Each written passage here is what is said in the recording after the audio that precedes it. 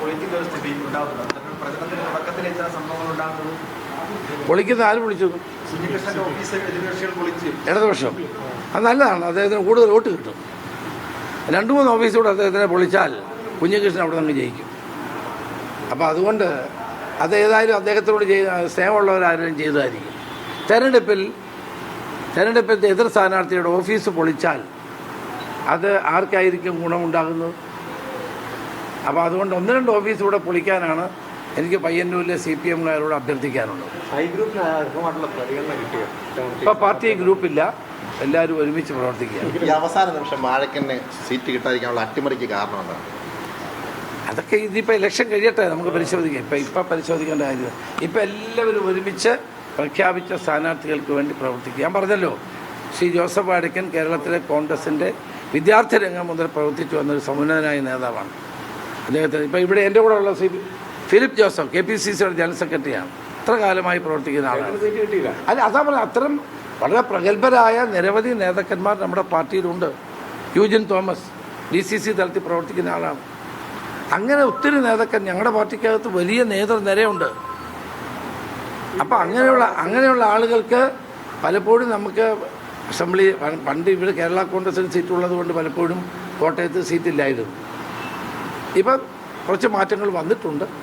ഏതായാലും ശരി, ഇത്തരം ആളുകളെയൊക്കെ പരിഗണിക്കാൻ വേണ്ടി 8 തവണ 9 തവണയൊക്കെ മത്സരിച്ചത് സീനിയറായിട്ടുള്ള ആളുകളെയൊക്കെ മാറ്റിക്കും.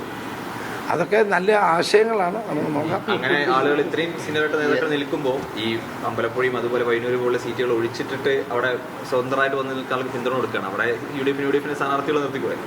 അതല്ല, ഞങ്ങൾ 92 സീറ്റ് മത്സരിക്കുന്നുണ്ട്. ഞങ്ങൾ 140-ൽ 92 സീറ്റ് കോൺഗ്രസ് മത്സരിക്കുന്നുണ്ട്. ഇനി ചില ഘട്ടങ്ങളിൽ CPM വിട്ട് CPM-നോട് പ്രതിഷേധിക്കുന്ന ആളുകൾക്കൊരു പൊതു പിന്തുണ നൽകണമെന്നൊരു അഭിപ്രായം പാർട്ടിയിലുണ്ടായതാണ്.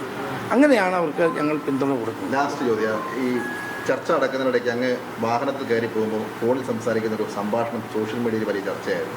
പരമാവധി MLA-മാരെ നമുക്കൊപ്പം കൂട്ടാൻ നോക്കണം. അതല്ല, അതിന് വന്നത് എന്താണെന്ന് വെച്ചാൽ അത് ഇതുമായിട്ട് ബന്ധപ്പെട്ടല്ല.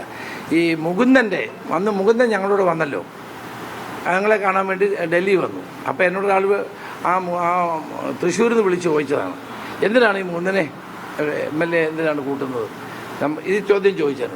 ഞാൻ പറയും, പരമാവധി MLA-മാർ വരുവാണെങ്കിൽ അവരെ കൂടെ നിർത്തണ്ടേ എന്ന് ഞാൻ ചോദിച്ചത്. പക്ഷേ സോഷ്യൽ മീഡിയയിലും മറ്റും എന്തും എഴുതാവുന്ന ഒരു മേഖലയായതുകൊണ്ട് ഞാൻ കൂടുതൽ MLA-മാരെ കൂടെ നിർത്താൻ ശ്രമിക്കാമെന്നാണ് എഴുതിയത്. എന്ത് ചെയ്യാൻ പറ്റും? അന്ന് ഈ മുകുന്ദൻ അവിടെ വന്നിരുന്നു. ഏത്? ഡൽഹിയിൽ. അയാൾ എന്നെ കാണാൻ വേണ്ടി വന്നതല്ല, വേറെ ആരും വിളിച്ചിട്ട് വന്നു. അപ്പം എന്നോട് ഈ നാട്ടികക്കാരൻ നമ്മുടെ ഷൈൻ നാട്ടിക വിളിച്ച് എന്നോട് ചോദിച്ചു. ഷൈൻ നാട്ടിക ചോദിച്ചു, സാറേ എന്തിനാണ് ഈ മുകുന്ദൻ MLA കൂടെ നിർത്തുന്നത്? എന്തിനാണ് അയാളെ സംരക്ഷിക്കുന്നത്? അയാൾ നമ്മൾക്ക് വേറെ ആളിനെ നിർത്തിക്കൂടെ? ഞാൻ പറയും, പരമാവധി MLA-മാർ വന്നാൽ അവരെ നമ്മൾ കൂടെ നിർത്തണ്ടേ എന്ന് ചോദിച്ചതാണ്. അടർത്തിയെടുത്ത് ഇങ്ങനെ വെച്ചു. ഒരു രക്ഷയില്ല. നിങ്ങളോട് മുകുന്ദൻ സീറ്റ് കൊടുക്കാൻ പറ്റിയില്ല. അപ്പം ഞാൻ പറഞ്ഞത്, ഇടതുപക്ഷത്തിൽ നിന്ന് MLA-മാർ വരുമ്പോൾ അവരെ നമ്മൾ കൂടെ നിർത്തേണ്ടതാണ് ചോദിച്ചത്. പക്ഷെ അത് തെറ്റിദ്ധരിപ്പിച്ചിട്ടാണ് അവരിട്ടത്. എന്ത് ചെയ്യാൻ പറ്റും?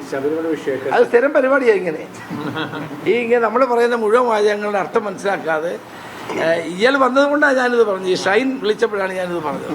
ഈ സാമുദായിക സംഘടനകളുടെയൊക്കെ പിന്തുണ UDF ഇത്തവണ കേരളത്തിലെ മുഴുവൻ ഞങ്ങളുടെ പിന്തുണയുണ്ട്.